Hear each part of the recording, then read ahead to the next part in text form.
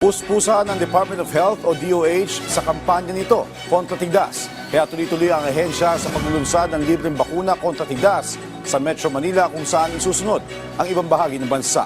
Si Bien Manalo sa sentro ng balita. Ngayong naglipanan na naman ang iba't ibang sakit dahil na rin sa init ng panahon, iba't ibang paraan na ang ginagawa ni Nanay Len Destura para mailayo sa sakit ang kanyang 4 na anak, lalo pa at patuloy ang pagtaas ng kaso ng tigdas sa kanilang lugar sa Quezon City.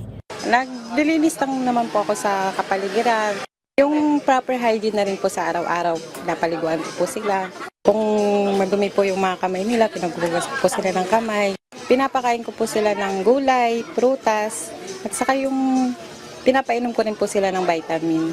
Sa datos ng Quezon City Epidemiology and Surveillance Division, tumaas ng mahigit 300% ang naitalang kaso ng tigdas sa QC ngayong taon kumpara noong nakaraang taon.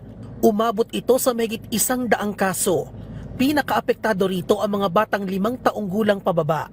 Sa mga kasong ito, 60% ay hindi pa bakunado o hindi pa kumpleto ang bakuna kontra tigdas. Kaya hinihikayat ng kagawaran at maging ng lokal na pamahalaan ng publiko na bisitahin ang pinakamalapit na health center sa kanilang lugar para sa karagdagang impormasyon tungkol sa libreng bakuna. Importanteng makakumpleto ng 2 bakuna kontra tigdas, kaya hinihikayat ng DOH ang mga magulang na makapag-ugnayan sa pinakamalapit na health center para sa schedule ng pagbabakuna sa kanilang lugar.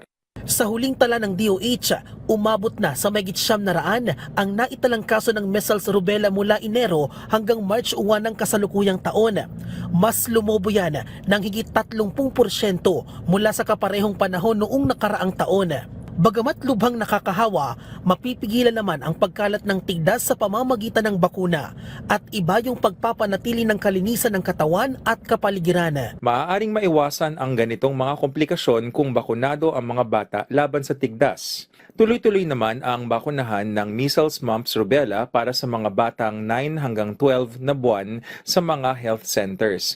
Target naman ng Department of Health na magkasa ng malawakang measles catch-up immunization sa iba't ibang dako ng Pilipinas para masugpo ang pagkalat ng tigdas.